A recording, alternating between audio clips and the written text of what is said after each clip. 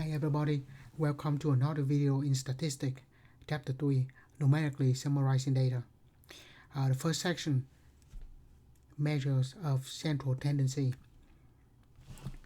First, we will study about the arithmetic mean. So the arithmetic mean of a variable is computed by adding all the values of the variable in the data set and divide by the number of observations. So pretty much average. The population arithmetic mean, we use the Greek letter mu, is computed using all the individual in the population. So because if we want the population, that is the Greek letter mu. If we want the sample arithmetic mean, that the English letter x bar. So the bar on the top denote the mean. So basically calculate the same way, we add everything and divide by how many we have. So the Greek letter is for the population and the English or the Latin letter is for the sample. Right, formulas, very straightforward.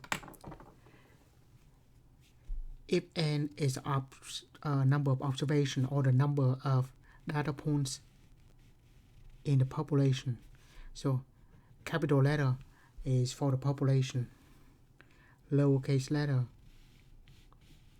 is for the sample.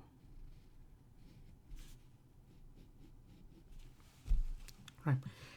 So that means we're going to add all the data points and divide by the number of data points.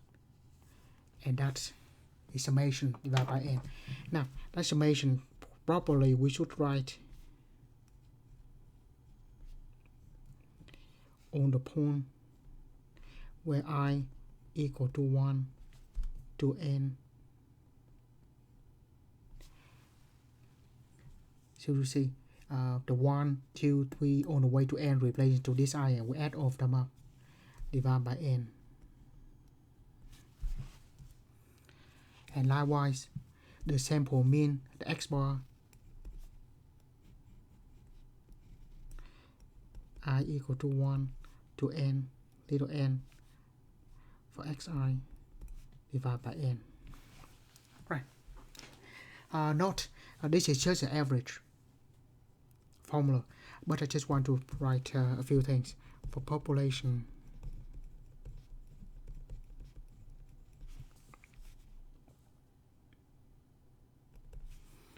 so n is the number of observation.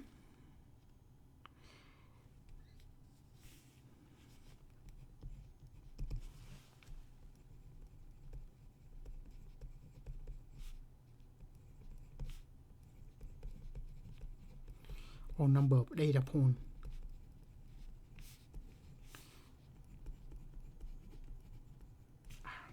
Sorry, the other one is sample.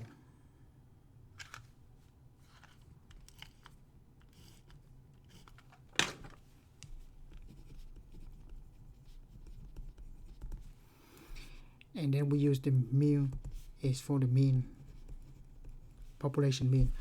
We use lowercase for the number of observation of a sample.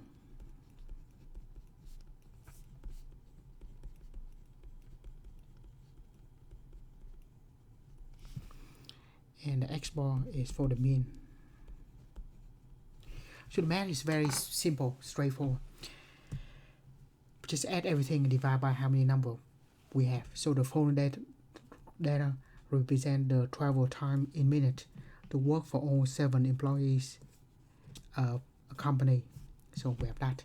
Compute the population mean. The population mean is going to be mu. And it is population, meaning we use all those numbers.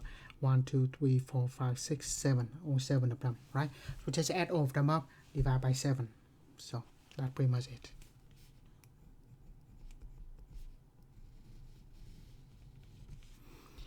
$23, $36, $23, $18, 5, 26, and 43.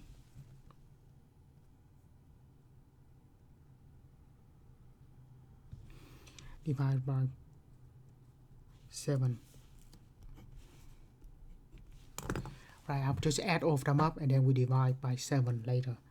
23, 26, 36, 23,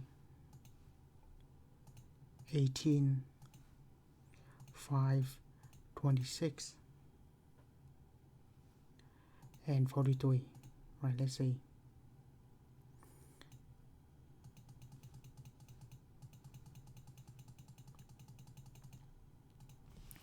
Right, we have 174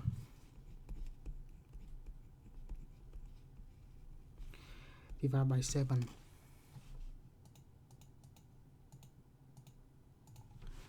24.85. 86. And this, each of these number is in minute. The mean will also be in minute. Right, and that is the mean of the travel time to work. Right, so that is the population mean. Now, next, take a random sample. Take a simple random sample of 3 employees and compute the sample mean. The sample mean is going to be X bar. But first, we're going to select 7 randomly. The answer might be differently, depends on what the sample we choose. So again, math, probability, and we go to random integers. There's 7 members here. I just want assign first, second, and third, and so on. So we'll randomly select from 1 to 7 3 times, and we do that. Make sure the number do not repeat. That repeat doesn't count. Okay, 4, 3, 6. That works. So 1, 2, 3, 4. So that's 18. So now the sample we'll have what? 4, 3, and 6. 4, 3, and 6. And the sample mean is 18 plus 23 plus 26 divided by 3. 18 plus 23 plus 26 divided by 3. So 67 divided by 3 is 22.3. Also minutes.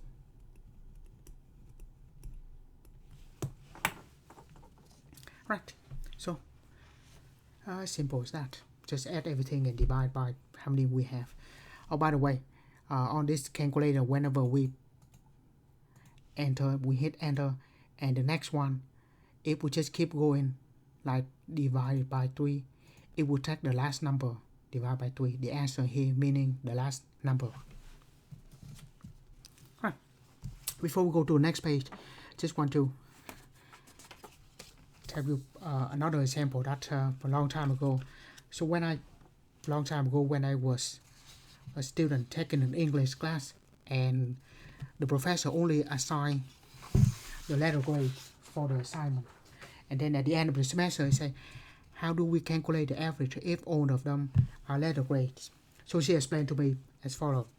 So in that class we have 3 tests and then a final, and she said the final will count twice as a test grade, as a paper. Right, so let's say in that semester what I have was an A, a C, and a D, and the final I got a B.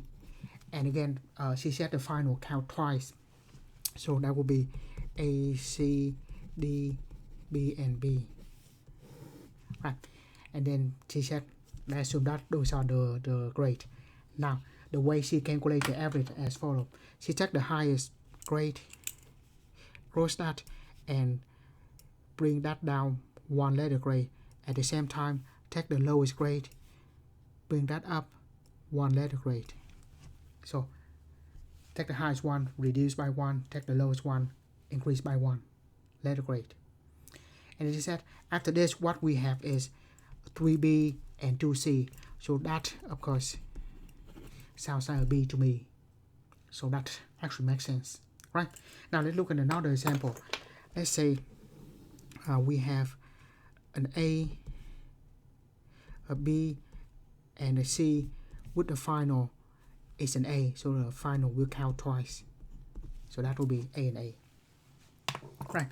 And then once again, we take the highest one, bring down one letter grade, and then take the lowest one, bring up one letter grade.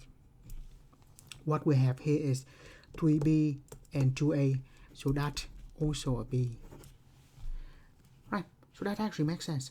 Oh, by the way, this is not what we do in our class. In our class, we only do numeric grade, except for the final, the average grade at the end.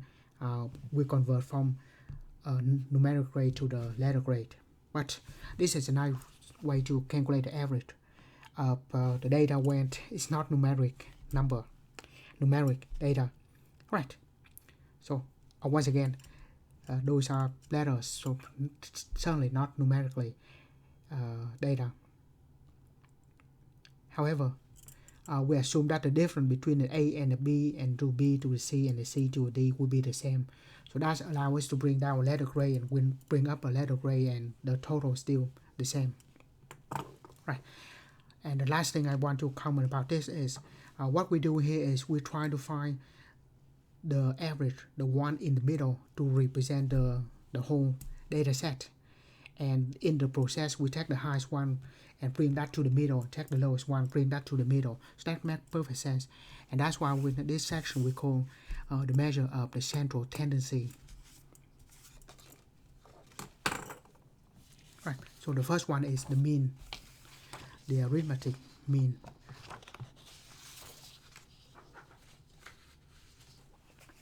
Right.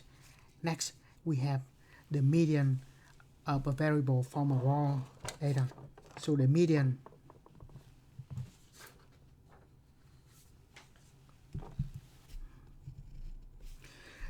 of a variable is the value that lies in the middle of the data when arranged in ascending order. Actually, it could be increasing or decreasing, but in this definition, we put the data in increasing order and the capital letter M to represent the median. Right. So it's easy. Arrange the data in ascending order, determine the number of observations, and then determine the number of observations right in the middle. So the median is the one in the middle of the data set, but they have to be in ascending order. Right. Next. The following data represent the travel time to work for all 7 employees. So that is exactly the same thing. Determine the median. So now we determine the median. So first we have to put this in increasing order.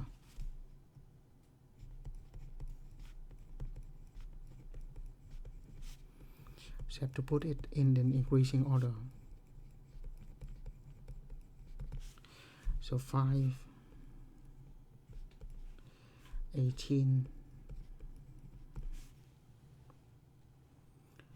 23, 23,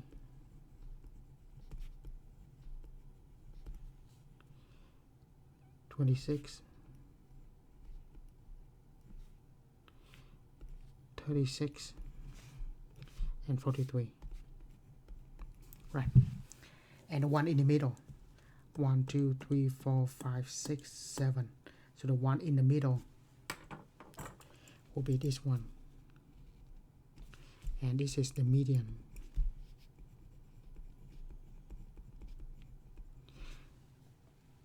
I'm sorry, it's way off.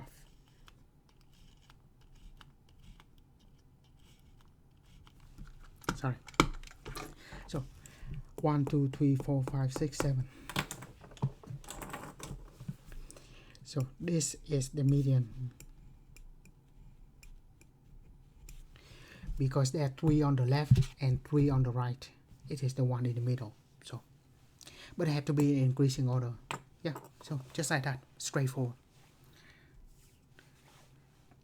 Next, the full data represent also that's the same thing. Suppose the new employee is high who has 130-minute commute.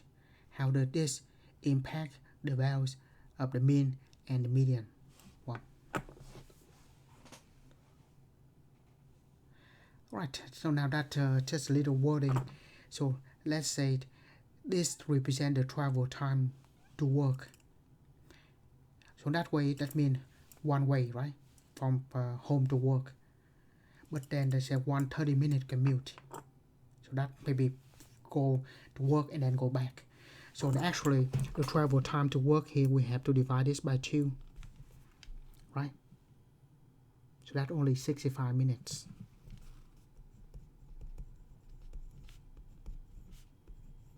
We say travel time to work. It's only half of that. 65 minutes. Right? If it takes 130 minutes to go back to work, go to work and then going back, that's a long way to go. 65 minutes more reasonable. Right, now with that 65 added to the data, now we add that 65 into the data. Now we find the mean and the median. Right, now we find the mean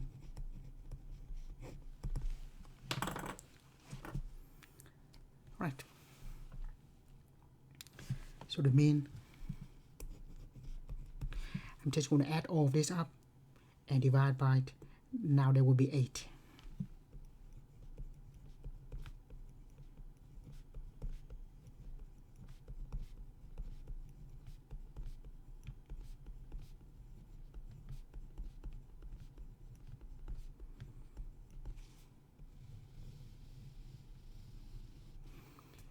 Divide by 8.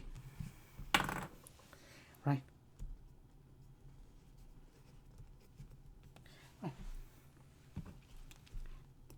So just add all of them up, divide by 8. Now actually, if we go back to the previous problem, if when there's 7 of them, we have 174. So we will take 174 and add 65 to it. Right? Because we already have the first 7. Remember from the previous problem, we add 7 of this and this 174 from the previous page. Right? Now we just need to add 65 to it, so we don't have to do all over again. 174 plus 65 and 239.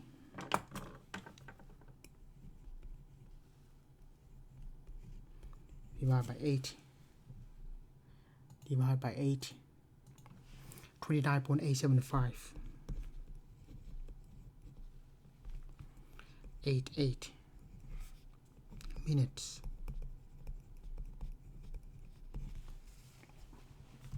So that is the mean. Now the median. For the median, we need to put them in increasing order. And on the previous one, we already ranked them. And I'm just going to add the 65 on the end of it.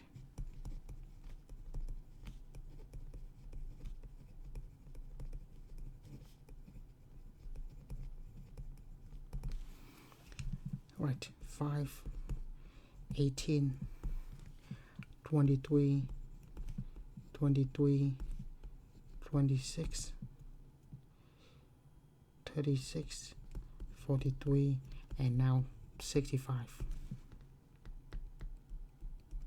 Now when we add them, there are 8 of them. So what is the one in the middle? Well, if there are 8, there will be 4 on the left, 4 on the right. So the middle will be right here. Right? 4 on the left and 4 on the right. So there's not really a number in between. So in that case, we have to add the middle two here. So the median is the average of the middle two. That will be 24.5.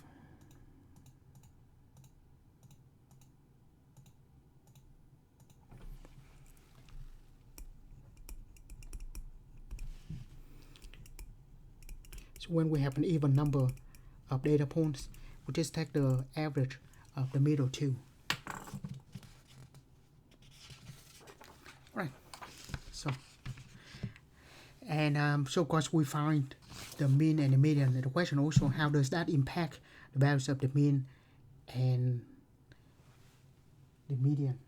Right. One thing we see that when we have the 65, that kind of bigger than everything else, or usually we call that is extreme values.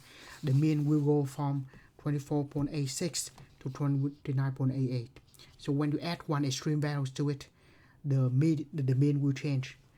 The median will go from 23 to 24.5. So the median will not change as much when we have an extreme values. So once again, when we have an extra extreme values, could be very big or very small, the mean will be affected more than the median. Right. Now, resistance statistic. A numerical summary of data is said to be resistant if extreme values are very large or very small relative to the data do not affect its values. So now the relation between the mean and the median of the shaft. If it's skewed on the left, so most of them on the right, the median will be bigger than the mean. Symmetric, the mean and the median will be right in the middle. Skewed to the right, everything on most of the data on the left, the mean will be bigger than the median. Right. Now in terms of resistance, we see that the median is more resistant than the mean. Right. Let's look at this. Find the mean and the median.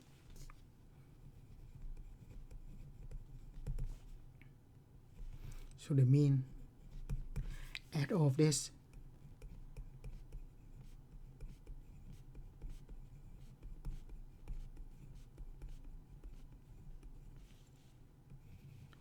And divided by, there are 6 of them.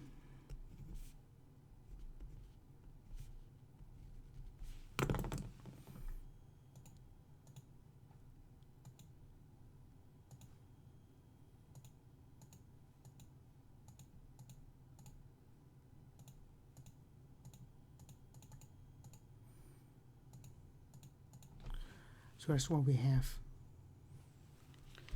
128 divided by 6, 21.3. This one doesn't have a unit. So that's the mean. The median, I have to put them in increasing order, which already is.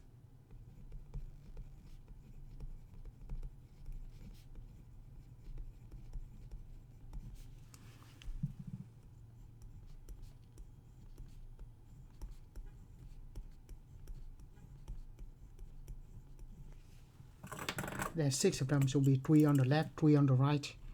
The middle will be right in the middle here. So we have to take the average of this 2. And the median will be 7. Right, now get back to the resistance of resistance statistic. Now if you have to choose for this data, if you have to choose one number to represent the whole data set, do we choose 7 or do we choose 21.33?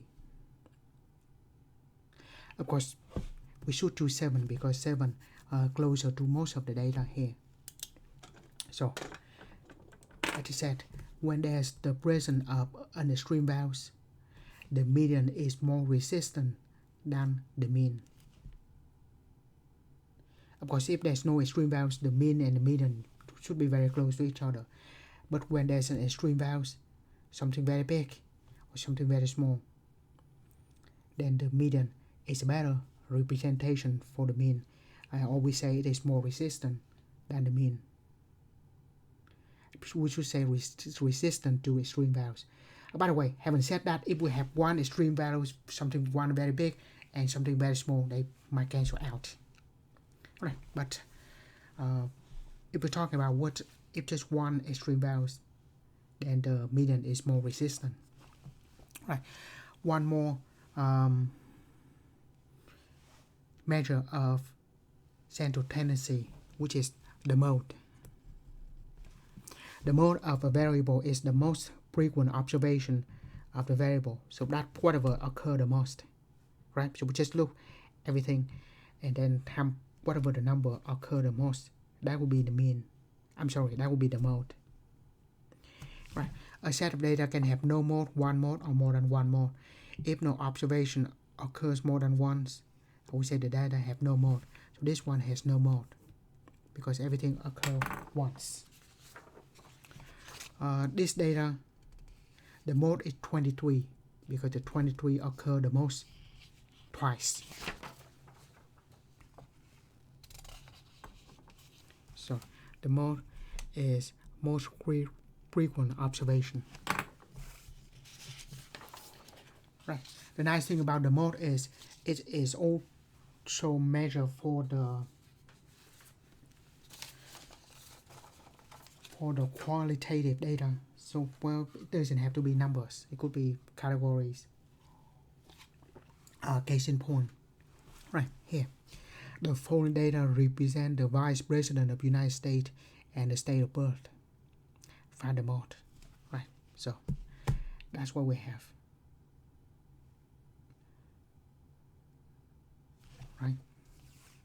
Now, we already put off that and we count and look like New York occur the most. So in that case, the mode is New York.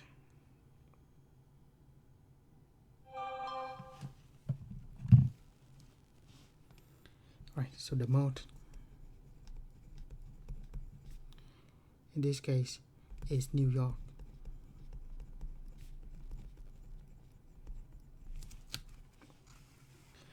Next, I'll find the mode of the following data 1, 3, 5, 5, 6, 10, 10, 14, and 100. So what is the mode? So this one, the mode will be 5 and 10. Both of them occur once, right? So they have two modes, 5 and 10.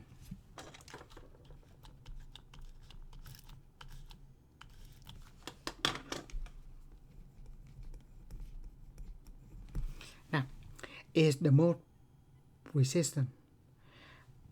Well, there's an extreme values. The mode should be resistant too, unless you have another extreme values of 100. In that case, the mode is not. Right, but usually when we talk about resistance, we refer to that the median. Right, here's the summary. So population mean, sample mean, it is. So if we want, usually it is roughly symmetric, right? If it is not symmetric, we prefer to use the median because that's more resistant. Of course, how we know how to find the median. And then next, the mode. We just count how many times it occurs. So that's simple. Again, so those are the summary of the measure of the central tendency, the tendency of the middle entry. So if we have to choose one number in the middle to represent the whole data set, that's what we talk about in this section. Right, now we'll go to the next section. The measures of dispersions. Here, let's look at the first example here. To order food at McDonald's and Wendy's, those two data, right? The full data represent the wait time in minutes in line for the sample of 30 customers, right? So we have that. and the mean wait time in each line is 101 minute and 1.39 minutes in both of them. The histogram of each restaurant wait time. Right, so both of them, the wait time is the same, 1.39 minutes. But if we look at this, what do we see? Is there any difference? Right, so when we look at this, we see that at Wendy's, the highest one is 4 minutes. There's no more than 5 minutes, right? And most of them is between 0.5 and 1 minute. Whereas McDonald's, there's some rare occasion that the wait time will more than 4.5 minutes. But most of the data between 0 and 0.5. Right. So we see that even the mean, both of them are the same. They have the same mean, but the weight distributed might be differently. So that also very important. So one number to represent the data will not tell the exact picture of it. So and that's the purpose of this section. So the range. The first measure of dispersion is the range. The range of the variable is the difference between the largest and the smallest. So that's easy. The range, take the largest, subtract the lowest, the smallest values. That's the range. Very straightforward. And then once again, we have the favorite example, the travel time of 7 employees of a company. That. So the question asks for the range.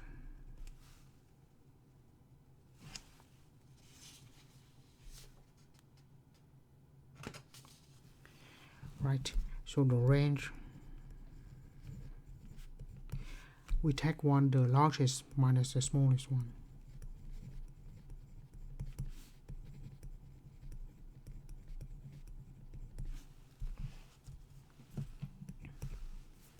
The largest one, 43. Smallest one, 5. That's 38. Right, so straightforward. Take the highest one minus the smallest one. That's it. Next, a little more complicated. We call the standard deviation. So the population standard deviation of a variable is the square root of the sum of the square deviation about the population mean divided by the number of observations in the population, which is n, capital N. Right. That's the square root of the deviation, the square deviation. So the difference between that and the mean square, add off the squares, divide by n, and take the square root. Right. Another way to calculate that is based on this. This is called the equivalent formula. So either way, we should get the same thing. Right. Now let's look at this example. The following data represent. Once again, we have the same example of travel time of 7 employees. Now compute the population standard deviation.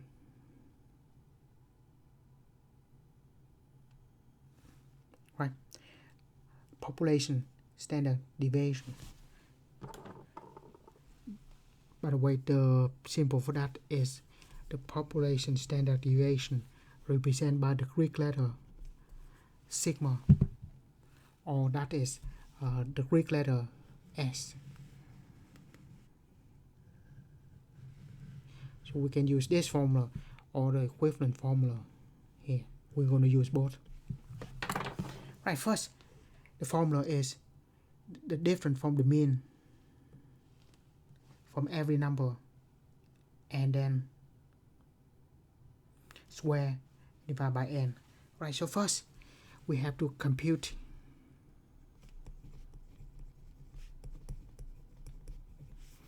the population mean. Since this one asking for the population standard deviation, we need to find the population mean.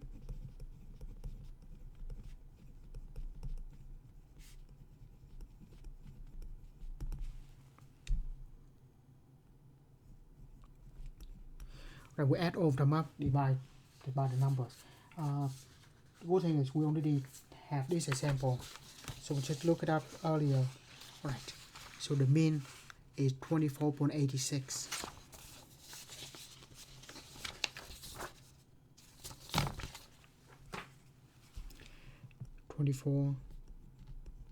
.86.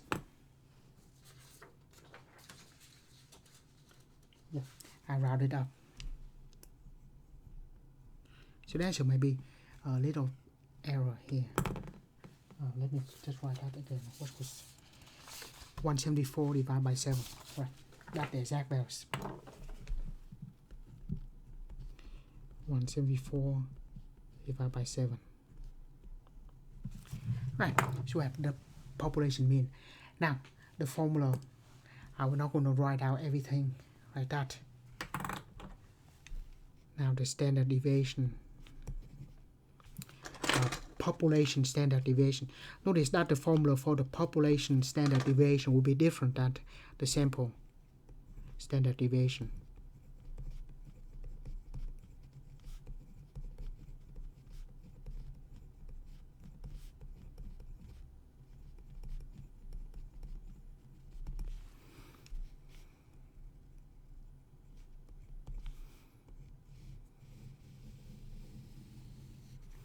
Square root of, there's 7 of them, so we'll divide by 7. Right, so what do we put on the top? Right, so what we do here, we take each number, subtract the mean, and square. Right, so the 23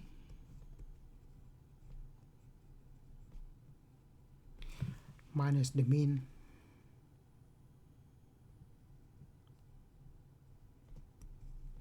just going to write that instead of 24.86, because if we use 24.86, that is the rounding number in the calculation. That might be a little off if we round that early.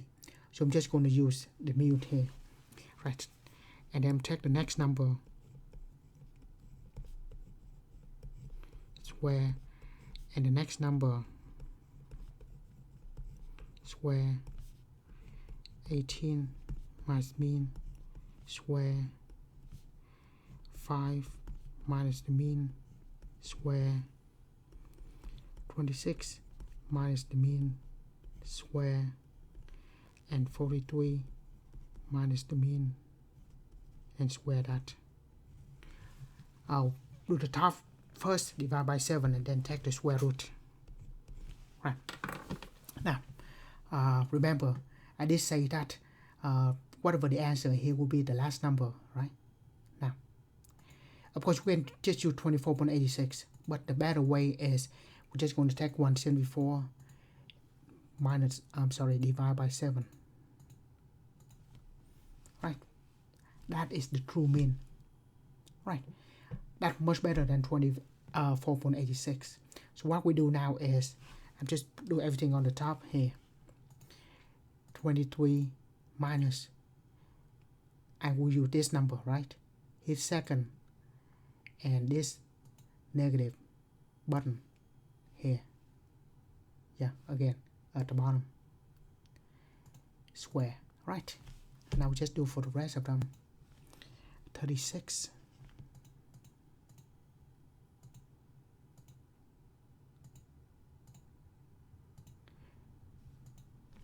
23.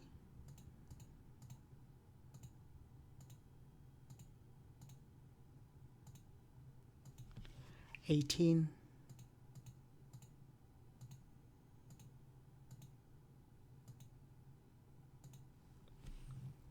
5.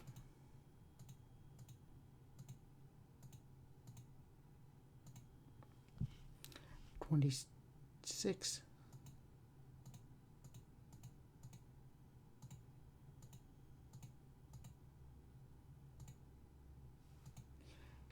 43.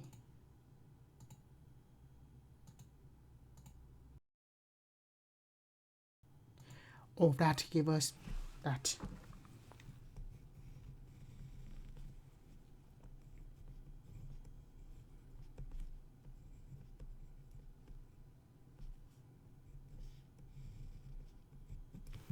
Now divide that by 7.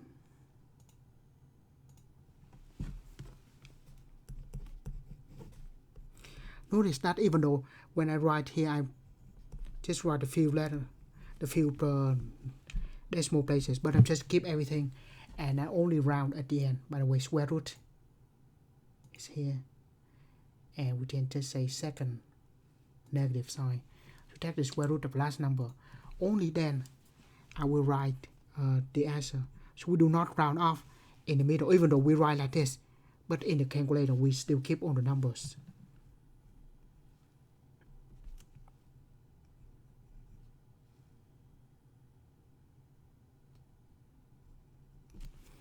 (1136). That is the population standard deviation. Right. Now, what we'll do next is that now we, instead of use that formula, we're going to use this formula. It's called the equivalent formula for the standard deviation. Right, let me write this down.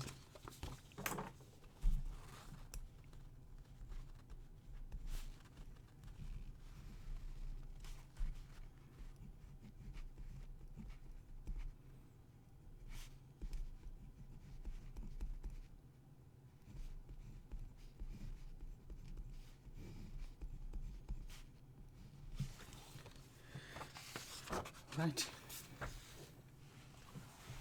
And for the equivalent formula, it is easier to we put that in the table. Right.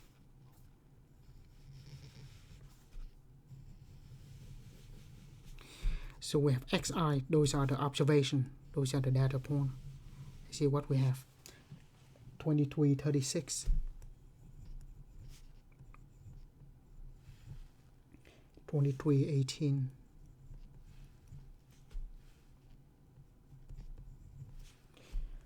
5, 26, and 43.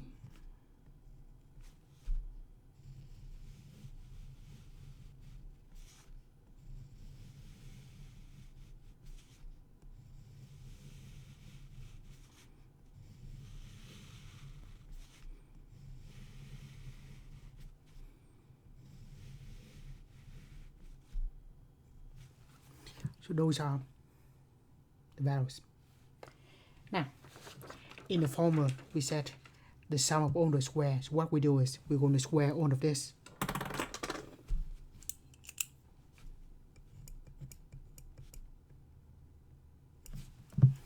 So we square all of this. 23 square, 529. This will be 529 as well. 36 square, 1296. 18, 324. And be 25.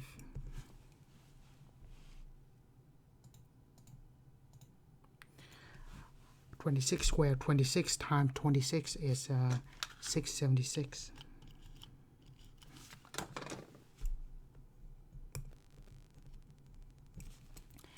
And then 43 square, 1849. Right, so we have all the numbers. Square. Actually, we don't need that big of a table. That's all we need. Right, next, we add all the squares. If we add all of this up, so 529 plus 1296 plus 529 plus 324 plus 25 plus 676 plus 1849. So add all of them up, we have 5,228. Now if we add all of this number up, that should be 174, right? Because we did add all of these 7 numbers earlier.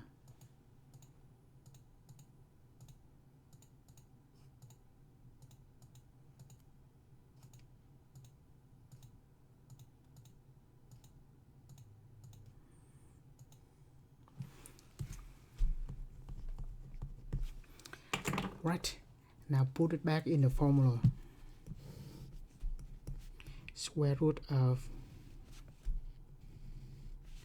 first the number, the sum of the square, that's 5,228 minus the sum of the number, that number square,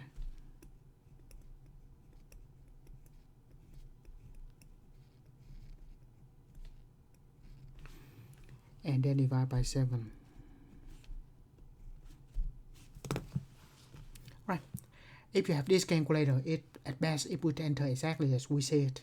So square root, if you want a fraction alpha y equal to, and then hit enter, so that's a fraction 522a minus another fraction 174 square divided by 7. Right, and we have 11.36. Right, exactly what we have on the previous example. I mean, on the previous page of the same problem. Right, so pretty much that. So we can use the definition or the equivalent formula. Right, so that's good. Now, the question is, can we use different way? Or more specifically, can we use a calculator? And the answer is yes. Right, so how do we use the calculator? Right, so to use the calculator, we have all of this in the data. So you see the stat button, most likely we use that, right? So hit stat, first edit, hit enter. Now we have 23, enter, 36, 23, 18, 5, 26, and 43, right? 23, 36, 23, 18, 5, 26, and 43, right? Enter everything on the list 1, right? And that's it. Second mode, get back to home screen. So we enter all of that in the list. That's what we have.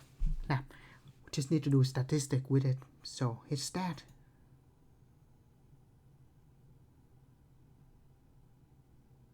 Go to calculate. It says one variable statistic. And just go down and calculate. You see, the mean is 24.86. The standard deviation, there are 2 of them. Of course, the sigma, the population standard deviation, is 11.36, which is good, right? Like I said, calculate, do that for you. Right, of course, I'm going to do this again, but let's say if you don't have this type of the calculator, so let me switch the calculator real quick.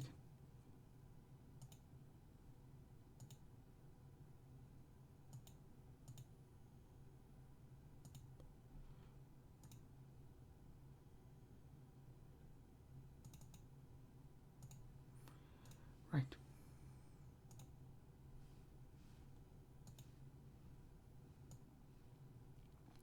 Now, if we're using this kind of calculator, the older model works just fine. Right, still same thing. Hit stat, edit. Now we enter the numbers 23, stat, and then on the edit, just hit enter. 23, 36, 23, 18, 5, 26, and 43. When we're done, just hit second and mode, and we'll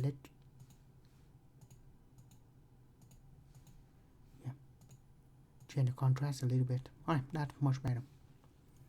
Alright, so those are numbers. When we're done, second mode to quick. So this is exactly the same as before. Now look a little bit different here. When we hit stat and go to calculate, one variable statistic, just leave it blank here. So we have to put the list here. To get the list, hit the second and L1. So that's the syntax. And it gives you the same thing, right? So write a little calculator note here. So first, to enter the data, hit stat.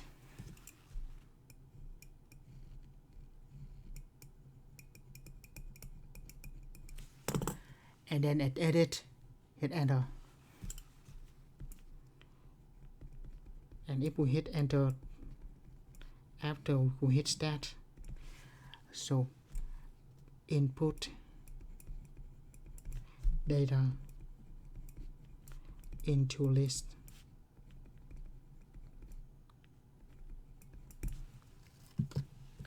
The first step. Next, we hit stat again.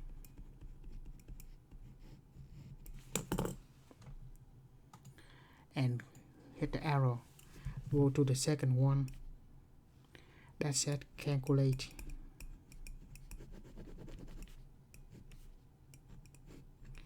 Now we choose the calculate, the second tab, and then that is one variable statistic. And we're going to put the list, whatever the list is. Right. Now, once we enter the numbers, if we hit stat again and we go to the list, and let's say you want to clear this list, very important here, whatever you do, when you clear the list, never hit the delete button. What we only do is go up, highlight the list here, and hit clear, and hit enter. Never highlight and delete. That's why we delete that completely. There's no more list one. If you want to go back to list one, have to go to the last space and then hit second and one for list one. But then again, it's on the back. So the first one, L2, is still in the front like this. Yeah, I don't like that at all. So in that case,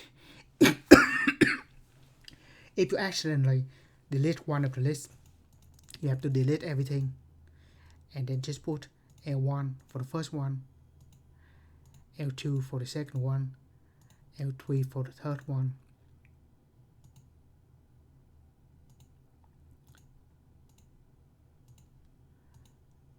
L4,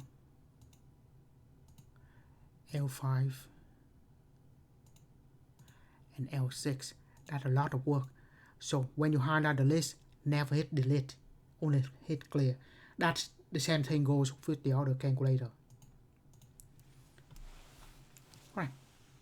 Now, let's say if you don't have the calculator on the, when you do your homework, there is an option to use what we call the StatCrunch.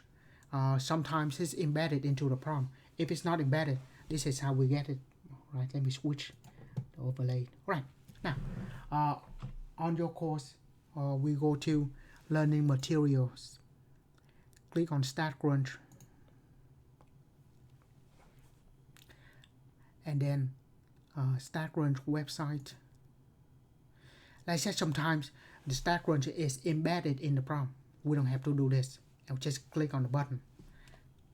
Now open StatCrunch. Right, we see something like this.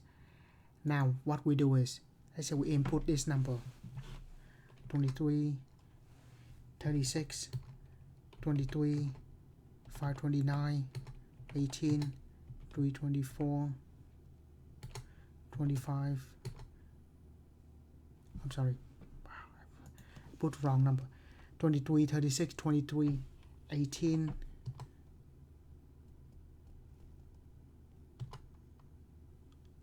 5, 26, and 43. 23, 36, 23, 18, 5, 26, and 43. Right. Now, go to Stat, Calculators, or Summary Stat, and go to Column. and we choose variable 1 here, variable 1. Alright, what we want to calculate, right? How about the mean and standard deviation? We have to hit control button, hold the control button, so we can select more than one values. Yeah, that's what I said. Select more than one with shift click or control click. So click and then control. Right, what else do we have? That's a whole lot. Yeah, if we want the range, median, the mean, or whatever. So choose the data, the variable in the column, and then we calculate. Right, so we have the mean, standard deviation, and range. Right, once again, stat, summary, statistic, columns, the first variable, and then we just choose the values. There. Wait a minute.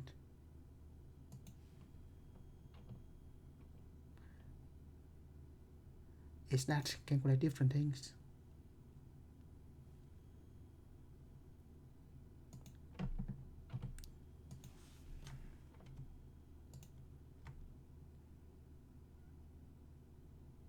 Right. Actually, if you just hold the control key and then click up, let's say we choose the whole bunch of these different values. Calculate. Alright. So what we see here is the standard deviation here is different than our standard deviation. Right? So what is the problem here?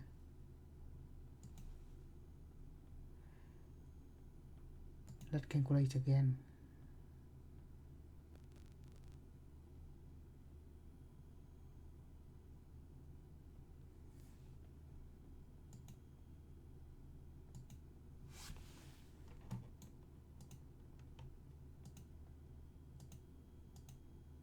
And that's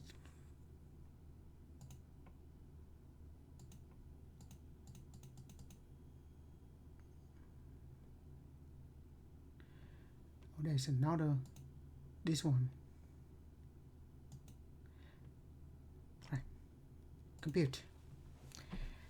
Alright, so we see here. Okay, cannot make it bigger, can I? Yeah. Right, let me bring the calculator into the screen. Oh shit. Okay, good, still there.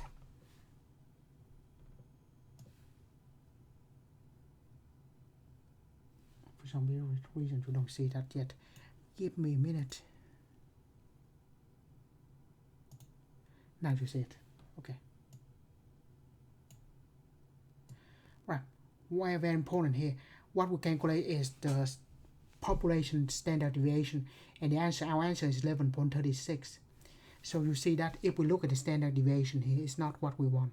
So if we want the actual population standard deviation, using this StatCrunch, we have to look for the unadjusted standard deviation.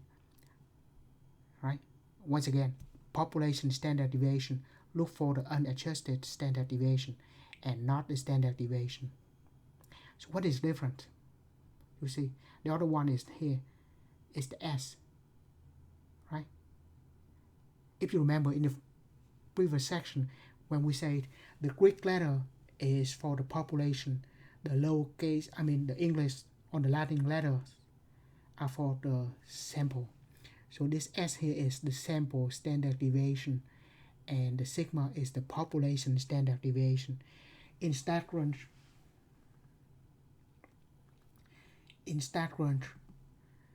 the standard deviation is the sample standard deviation, the one,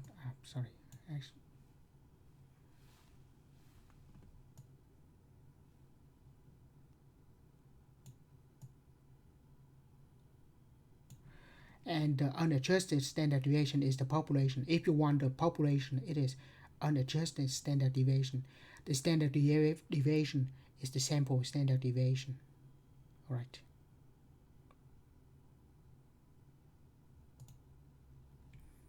Right.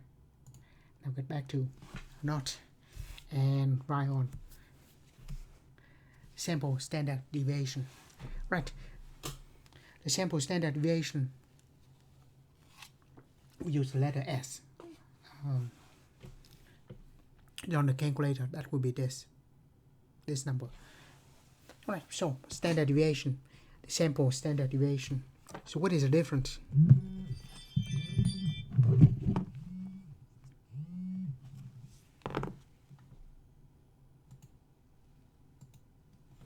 The difference between the population standard deviation and the sample standard deviation is the denominator here. It is n minus 1. So that's the only thing different. Right? So we divide by n minus 1. That for the sample standard deviation. Again, for the sample, we use the Latin letter, just S. And we use the mean, the sample mean also. So in the calculator, it is the S for the sample standard deviation, and the sigma is the population standard deviation. On StatCrunch, the standard deviation here is the sample standard deviation. The unadjusted one is the one that the population standard deviation. So it depends on what calculator you use or what formula you use. Make sure that we talk about the sample or the population. And n minus 1 is called the degree of freedom.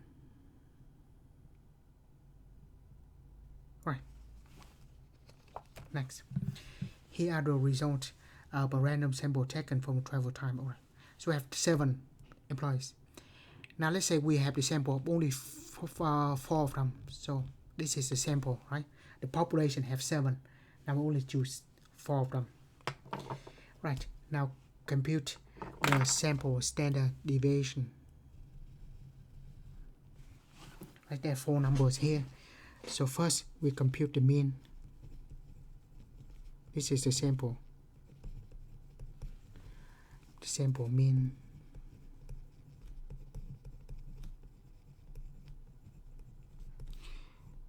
For sample, it's just a Latin letter. There are 5, 23, 26, and 36. There are 4 of them.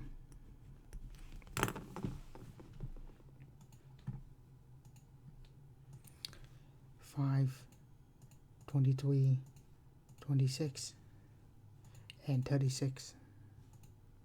That's 90.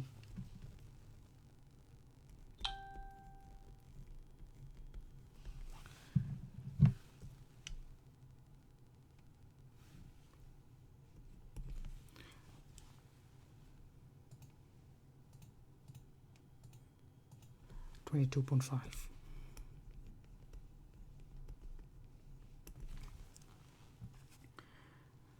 Next, we compute the sample standard deviation.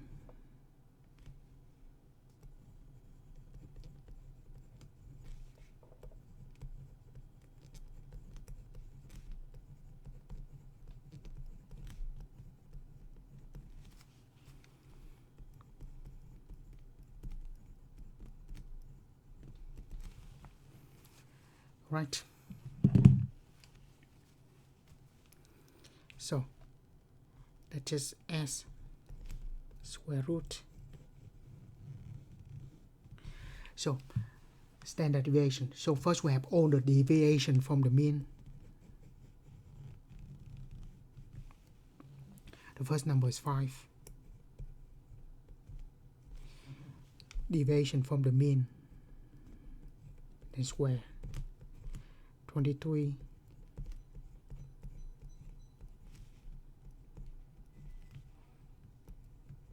26 and 36. They have 4 of them, right? But in the formulas there's n minus 1 here, so we should have there 4 of them minus 1, right? Now 5 minus, so since the mean is exactly 22.5, I'm just going to use that. 23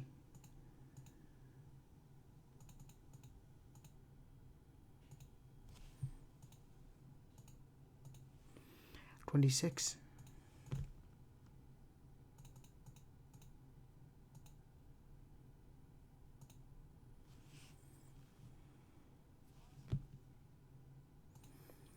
and then 36.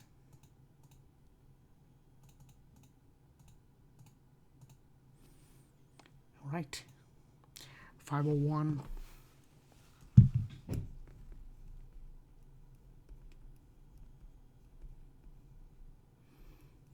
divided by 3,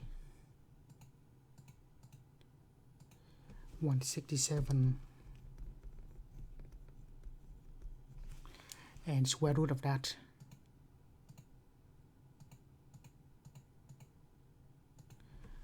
12.92.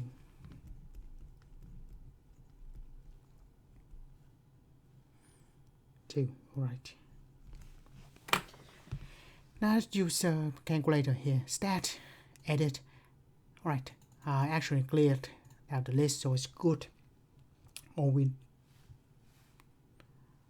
do now is put the numbers 5, 23, 26, and 36. Right. Second, quick. And then stat, calculate one variable statistic, and then if the other calculator, we just select L1 and then just L1 and then go down to calculate. Right. The sample here is 12.92, right, which is good. Let's go back to the stat range. The nice thing about the stat range is we just keep going with this, and 5, 23, 26, and 36. Now go to stat, summary stat by column. Now second column, we want the standard deviation for the sample, which is just standard deviation. The other one is unadjusted standard deviation. Right. Actually, what do we choose? Standard deviation. So this one is for the sample. Compute. Yeah, that's what we have. Right, so that's good. Now, back to the note. Back to the note. To the first example, if we calculate the standard deviation for the wait time in the Wendy's and McDonald's, the time given this. So both of the mean of the wait time is 139 minutes, but at McDonald's the time will vary more than at Wendy's. Right. Next, we have the variance. The variance of the variable is the square of the standard deviation. So pretty much what we calculate earlier, when we square that will give us the variance. For example, if here we have the S is for the sample standard deviation, if we want to square that, we just square this number, give us the variance. So the variance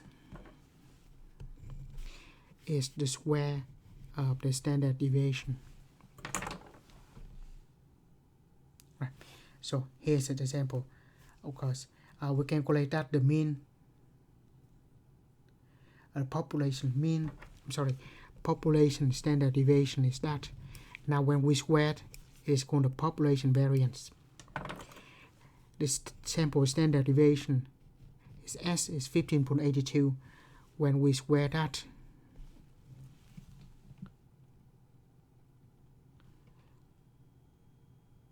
we have 250.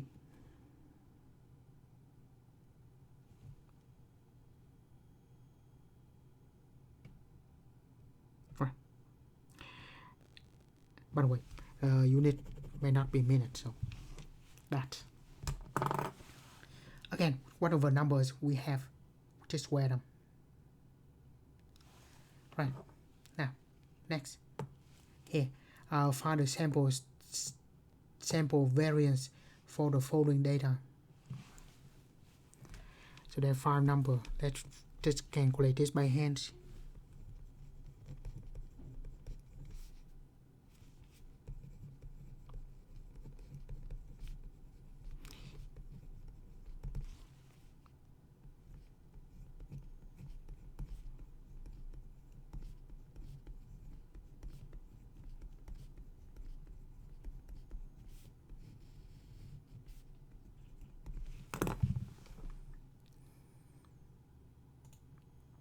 (15) plus 8 plus 9,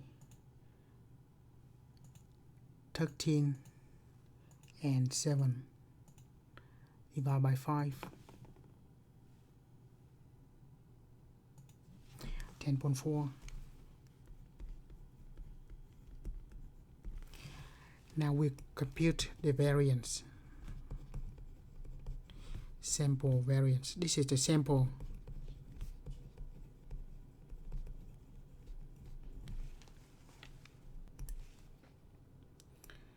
Variance. Sample standard deviation is S. The variance will be the square of that. Now in the formula,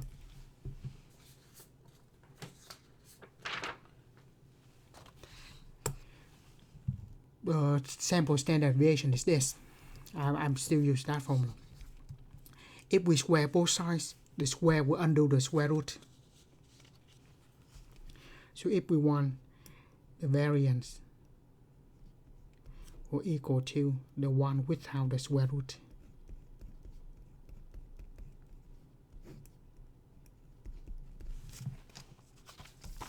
Right.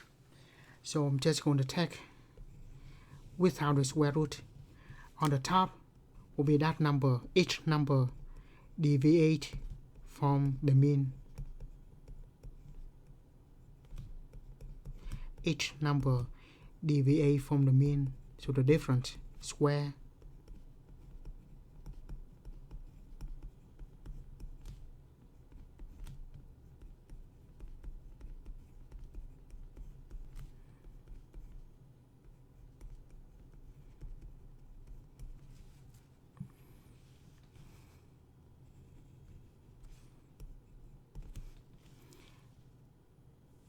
A 5 number, but remember in the sample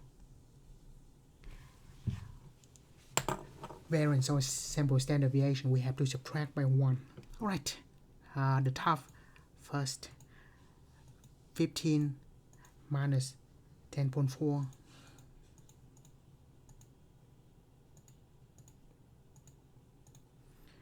Eight, 10.4.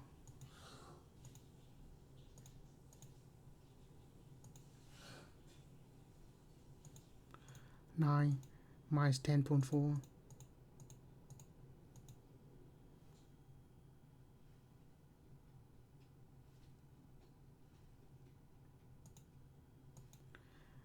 13, 10.4.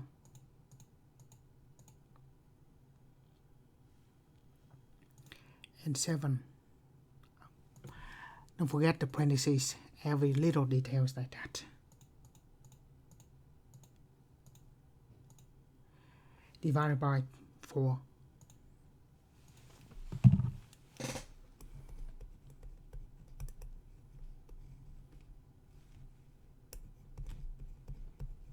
So that's what we have. Now if we use the calculator, I will switch back to that the other calculator.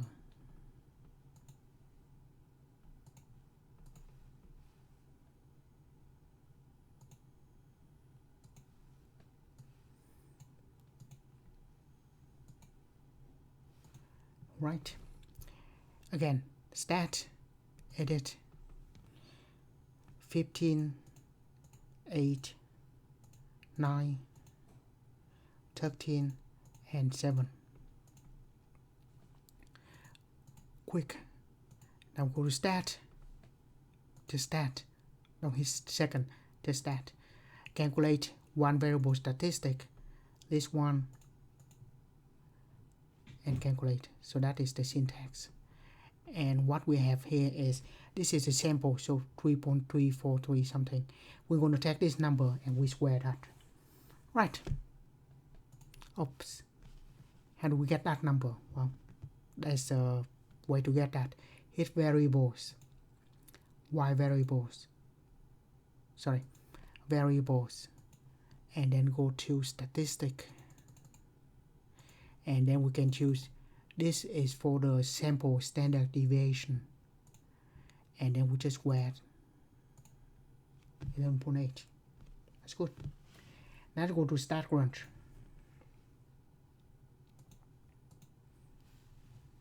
We go to this column here, enter the numbers 15, 8, 9, 13, and 7. Stat, summary, stat, columns. The third one now. Right, so we want the sample, which is sample variance, so just this variance. If we want the population variance, that would be unadjusted variance. So unadjusted is for the population, the adjusted is for the sample, right? Just choose variance, compute. Yeah, 11.8. Right, I'll go back to the note.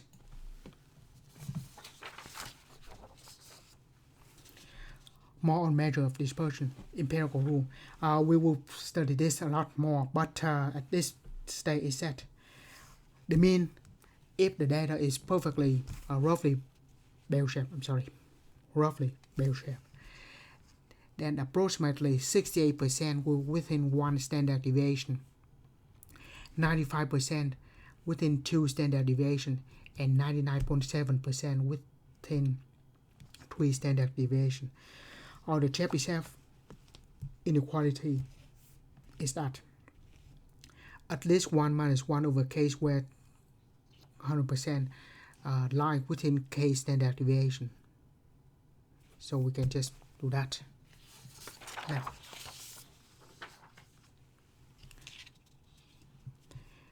look at this example. The following data represent the serum HDL cholesterol of 54 female patient at family doctor. So that's what we have. So after some calculation, we have the mean is 57.4 and the standard deviation for the population is 11.8. And the histogram shows us this. And when we see the histogram like this, that looks like a bell shape, right? So we said the distribution is roughly, not exactly, but roughly bell shape.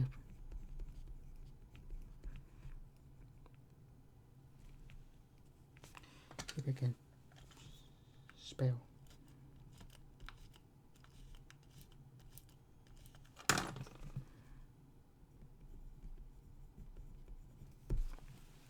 Right. So without, it is roughly bell shape, so we can use the empirical rule. Determine the percentage of the patient within 3 standard deviation. Well, within 3 standard deviation, that would be 99.7.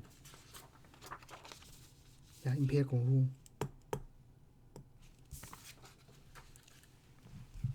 Right. So what exactly we have here?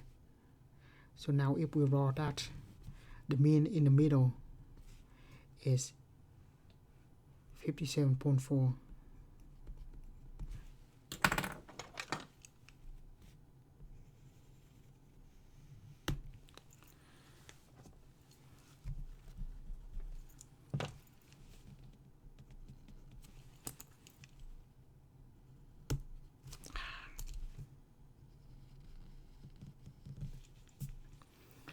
Right, so the mean is that. Now within one standard deviation, so one standard deviation is 11.8. So we take that 57.4 minus 57.4 minus 1 standard deviation. So 45.6 and then plus 1 standard deviation.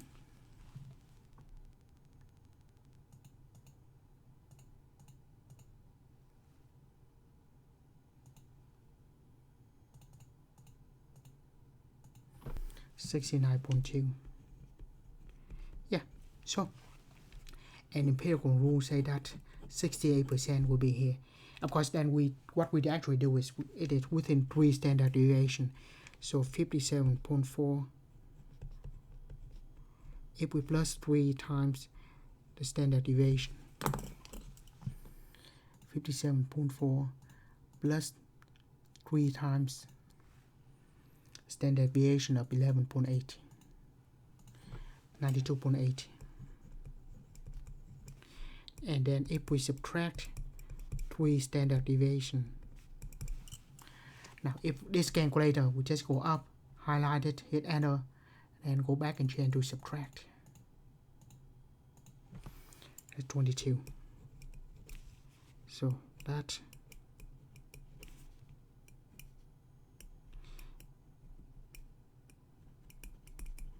and empirical rules say that 99.7% will be within this.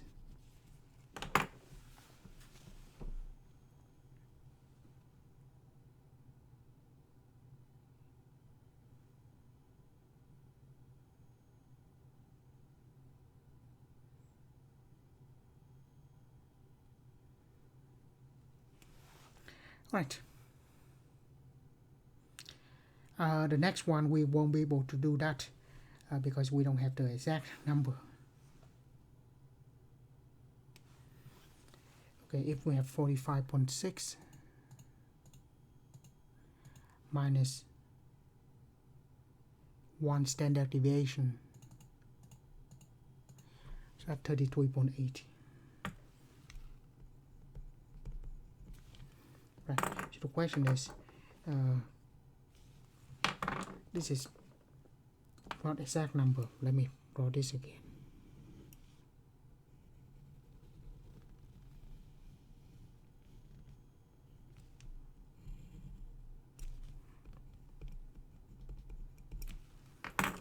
Right, so within 1 standard deviation, 69.2 and 45.6. We know that's going to be 68% in the middle, so 34% each.